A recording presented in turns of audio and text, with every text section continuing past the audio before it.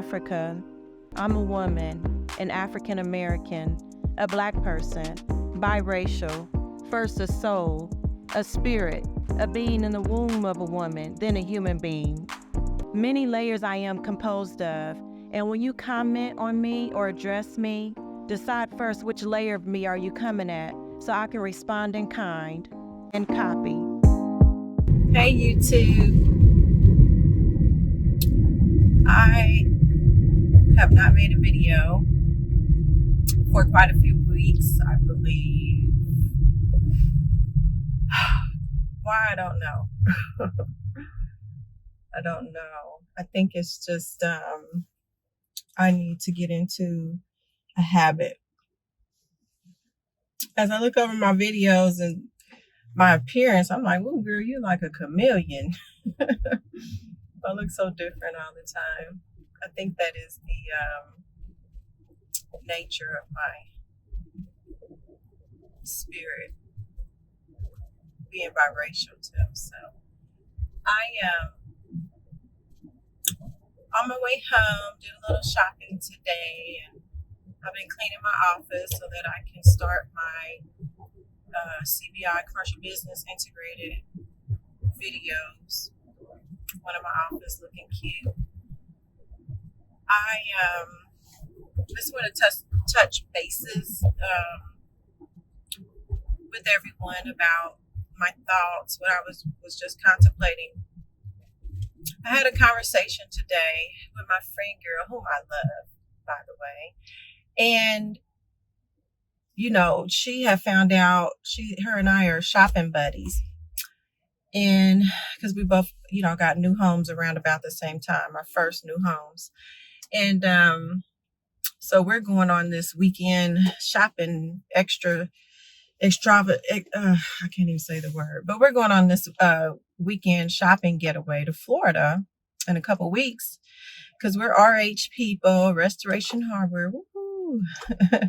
But we do not want to pay Restoration Hardware gallery prices when you can save something. So anyway, they have 3 stores in Florida that we'll be hitting over the weekend, one each day. And there's a fabric that RH uses, the perennial fabric. That's great fabric, thick, really good fabric, doesn't fade fast. And then, RH, all of theirs pretty much comes with stain guard. So she found a business that sells like rolls of perennial fabric, and she said like the fabric is really good. So she just asked the guy, do y'all ever have a sale? So he was like, yeah. He was like, once a year we have a sale, and he was like, you gotta get there early because people come with trucks. They mark the rolls down, to shoot $5, $10, $15, $20, and people just fill their trucks up. So we have been anticipating this sale because I like to do a lot of reupholstering, and I like to have fabric around. So I'm also in the process. There's a fabric store that I go to, and they also do reupholstering. So I go there sometimes to get difficult pillows made or something that that I can't do myself because it's like in the living room or whatever. I want it to be right, or I don't have the time or whatever. So I was there because I was thinking about also, besides them redoing the cushions and the pillow bags, I was thinking about having them to redo the upholstery as well because I painted it. I painted a $15,000 RH sectional. I should have posted that video. I'm sure it would have went viral. But I painted a sectional that I had found at Habitat Humanity resale store. They wanted $600 for it, and I got even a better deal than that. And it's a $15,000 sectional, but I didn't like the color, and it was light colored. So anyway, I painted it, and it looks great at night, and in the, with my chandeliers on dim, but in the daylight, I'm just like, okay, you can kind of see the brush strokes. And what I should have did, I should have probably tried to strip it some kind of way. Um, with the some kind of way, I should have tried to strip the as much as I could the stain protector. So I had to paint it like 3 times because like I said, arch fabric is really good. But anyway, let's get beyond that. The thing is, what I want to talk about is, I was telling her while I was at the store, it's a family owned business. I had mentioned to the lady, well, I want to find a fabric, and there's this big sale coming up, this warehouse where I might find a fabric to match the cushions so that I could get the actual reupholstered part done, because I didn't like the paint. I want to change it out eventually. She was like, what kind of sale? So, I just tell her, I'm naturally a helper. I was like, oh, yeah. I was like, maybe you've heard of it. So I had asked my friend girl to, I was like, what's the name of the store again? And so she never answered me. Now that I think about it, she never answered me. So then I remember she had texted to me. So I looked through my text messages and I was like, okay, never mind. I found it. Well, she called probably about an hour later and she was like, why were you asking me about the sale? And I was like, I was up at the reupholstery shop, and I was just telling the lady, there's a once a year sale, and because hey, that's what they do for a living. Maybe they want a discount. I mean, she just was really snarky. She was like, why would you do that? And I was like, I don't understand. Well, why would you tell them? And I was like, well, it's not like we can buy up the whole warehouse. I mean, what, I'm just not like that. If I could pass on some information, I will. I mean, and she was like, but that's a company and we don't know how much stuff they're going to have. And we don't know, you know what I'm saying? Like, that's not, and I was like, what difference does it make? And I was like, and they're not a company. I said, it's just really a small family owned business. The mother, the daughter looks like the father, and maybe they hire 2 or 3 other people, and I was like, I don't understand, what the big deal is. She was just like, well, I work 13 hours a day. And, I just don't think you should have told, and so that just brought to mind,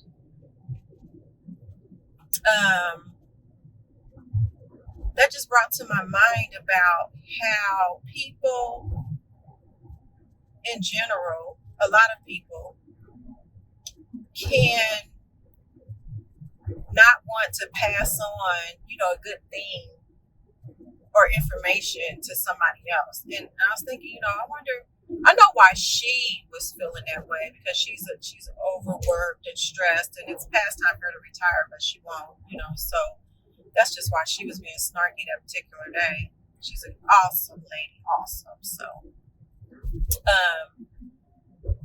but it just got me to thinking about, there's a lot of people like that,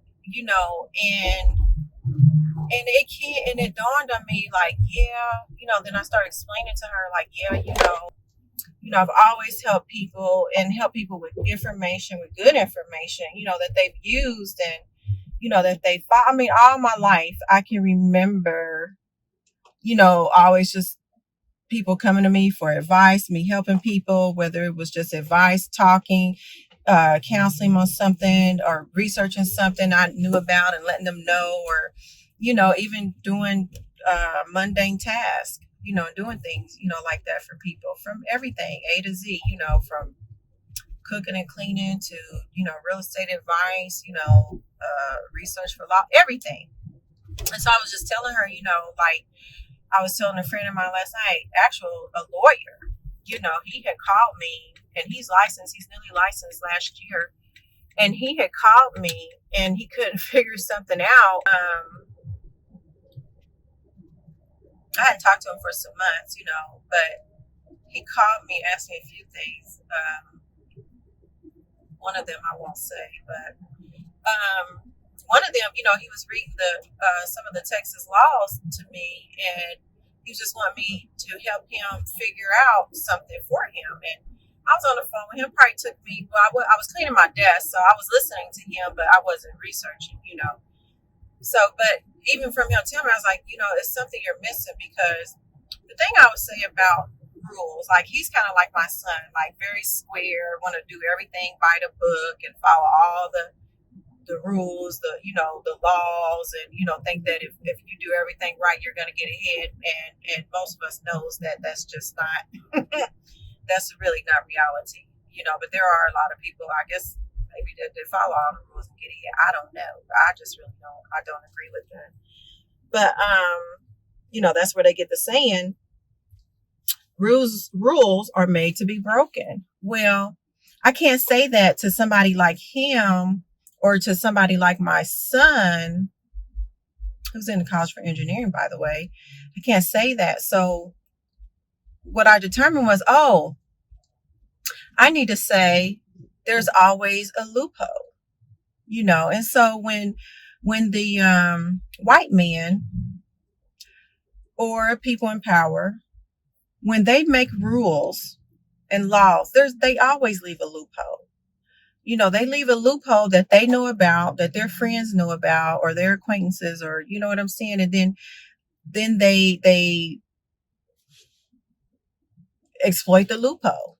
There's always a gray area. So that's how I explain things to square people like that.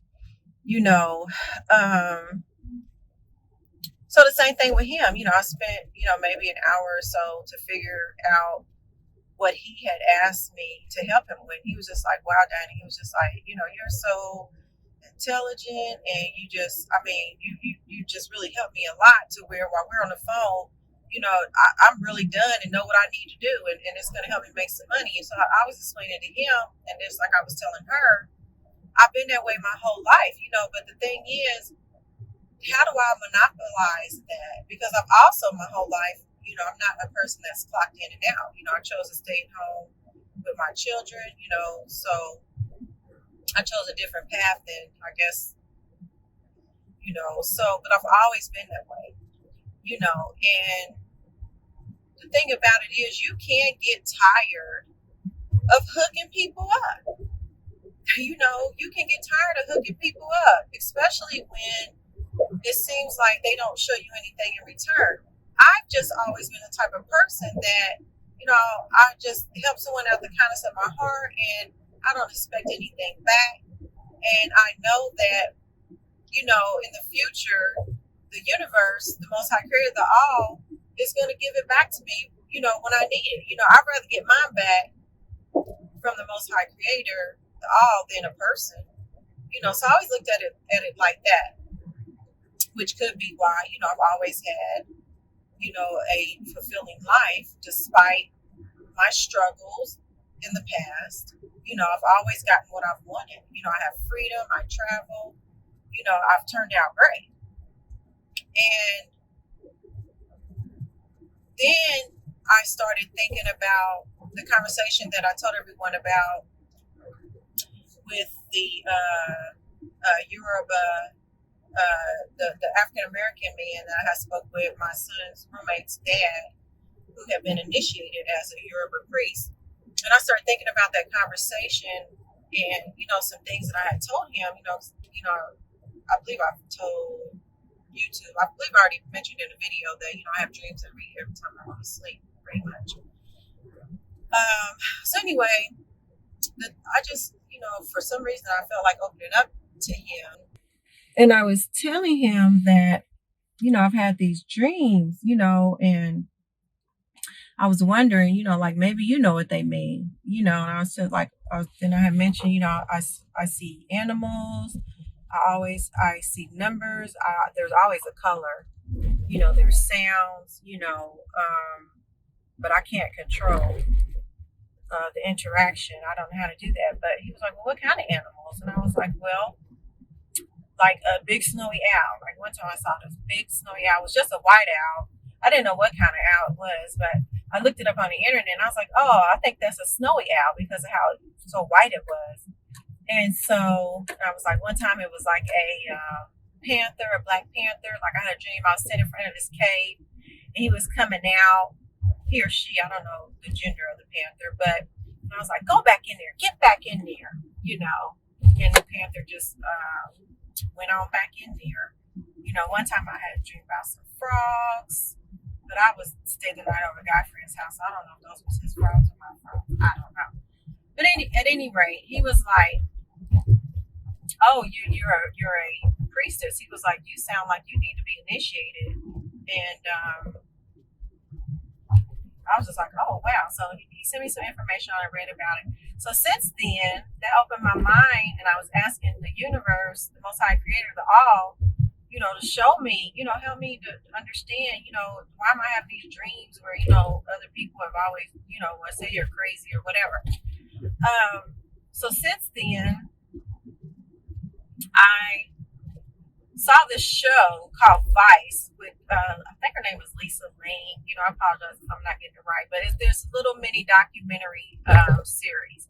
So she had did one on a voodoo priestess in Haiti, I believe. So I just watched it, and the lady was saying that the power in her, or whatever you want to call it, for lack of a better word, it was to be shared. Like the rules were, she's not to benefit from it alone. She's supposed to share it, with her community. So she would take these people in, and they would all help each other. You know what I'm saying? And I'm like, oh, okay, well, maybe that is, what's in me, because I've always helped people, but the thing is, they never really gave me nothing back in return. But like I said, I asked for it back from the Most High Creator of the universe. So that could be why too, because what you set your mind on, they say that's what comes back to you. So in saying that, I kind of lost my train of thought a little bit because the video had cut off. So I'm at to repeat myself. Ooh, I was talking about 10 minutes. The video wasn't on. So to continue what I'm saying and to tie it to that, I can see how she could get tired of hooking people up, and just feeling like, you're not getting anything back, or why should I hook them up, because I'm telling you, all my life I've helped people, and then it even got to the point to where they would call me back and ask me business advice, personal advice, stuff that I researched, you know what I'm saying? But, when I'm doing bad financially back then, and I need some help, it was like nobody was coming through with me, you know what I'm saying? So that's how I ended up opening up CBI, Commercial Business Integrated, because, I was reading about, okay, what should I do? And well, they say, well, the best thing to do is what you kind of naturally do every day for people, and, figure out a way to charge people for it and to make a business out of it. And then that way you'll never feel like, you're going to work. So that's where CBI, because I take my classes and everything, but I just hadn't had the opportunity to do like big deals or to get my license, all this and the other in the way, so, but I do, I do well in class. I had one CCIM class, a Certified Commercial Investment Management class I had, and the instructor was like, you could probably charge somebody $250 an hour for a consultation, because I did well in my case studies, I'm a very good negotiator, and I know that I help people, and I know that any kind of information I give to people, that I've given to people, whether it's from my intuition, whether it's from me researching, whether it's from me because I experienced it, from the highs to the lows, and then that's what Black people call, well, you got a testimony, you got a testimony to help somebody, you know what I'm saying? But I'm thinking, wow, maybe,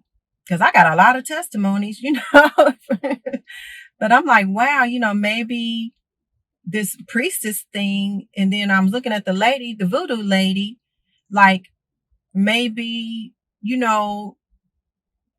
there should be a community built around me, and then I help them, then they also give back to me, because, life needs finances, you need to know somebody, to get things done or whatever, people have to help each other, and there's nothing wrong with helping each other, and I don't ever want to get to the point to where even if I